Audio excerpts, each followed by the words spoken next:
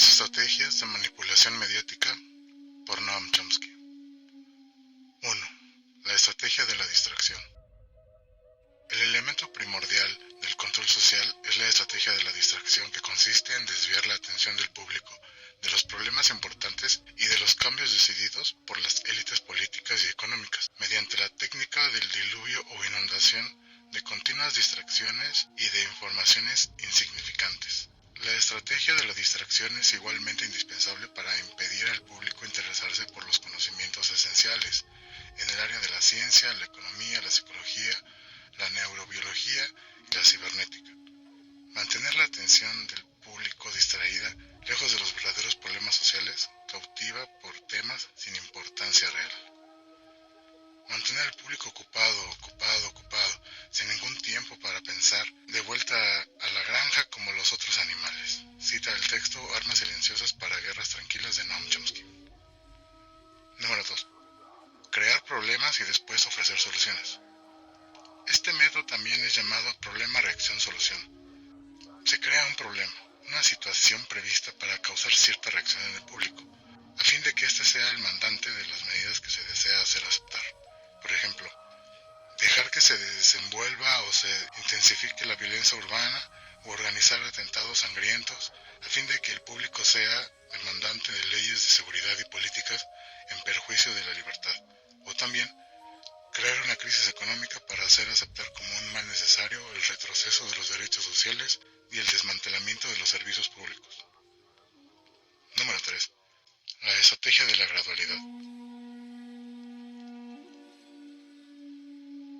Para hacer que se acepte una medida inaceptable, basta aplicarla gradualmente, a cuentagotas, por años consecutivos. Es de esa manera que condiciones socioeconómicas radicalmente nuevas, como el neoliberalismo, fueron impuestas durante las décadas de 1980 y 1990.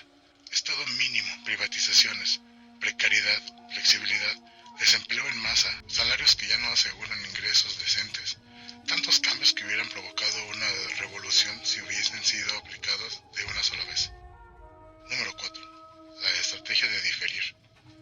Otra manera de hacer aceptar una decisión impopular es la de presentarla como dolorosa y necesaria, obteniendo la aceptación pública en el momento para una aplicación futura. Es más fácil aceptar un sacrificio futuro que un sacrificio inmediato. Primero, porque el esfuerzo no es empleado inmediatamente. Luego, porque el público, la masa, tiene siempre la tendencia a esperar ingenuamente que todo irá mejor mañana y que el sacrificio exigido podrá ser evitado. Esto da más tiempo al público para acostumbrarse a la idea del cambio y de aceptarla con resignación cuando llegue el momento. Número 5.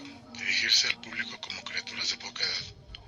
La mayoría de la publicidad dirigida al gran público utiliza discurso, argumentos, personajes y entonación particularmente infantiles, muchas veces próximos a la debilidad, como si el espectador fuese una criatura de poca edad o un deficiente mental. Cuanto más se intenta buscar engañar al espectador, más se tiende a adoptar un tono infantilizante. ¿Por qué? Si uno se dirige a una persona como si ella tuviese la edad de 12 años o menos, entonces, en razón de la sugestionabilidad, ella tendrá, con cierta probabilidad, a una respuesta o reacción también desprovista de un sentido crítico como la de una persona de 12 años o menos de edad. Número 6. Utilizar el aspecto emocional mucho más que la reflexión. Hacer uso del aspecto emocional es una técnica clásica para causar un cortocircuito en el análisis racional y finalmente al sentido crítico de los individuos. Por otra parte, la utilización del registro emocional permite abrir la puerta de acceso al inconsciente para implantar o injertar ideas, deseos, miedos y temores, compulsiones o inducir comportamientos. Número 7. Mantener al público en la ignorancia y la mediocridad. Hacer que el público sea incapaz de comprender las tecnologías y los métodos utilizados para su control y su esclavitud. La calidad de la educación dada a las clases sociales inferiores debe ser la más pobre y mediocre posible, de forma que la distancia de la ignorancia que planea entre las clases inferiores y las clases sociales superiores sea y permanezca imposible de alcanzar para las clases inferiores. Número 8. Estimular al público a ser complaciente con la mediocridad. Promover al público a creer que es moda el hecho de ser estúpido, vulgar e inculto. Número 9. Reforzar la autoconfianza.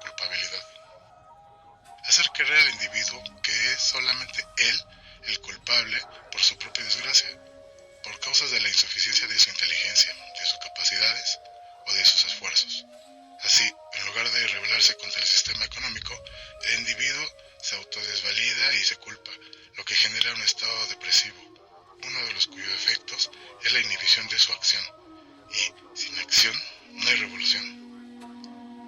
Número 10.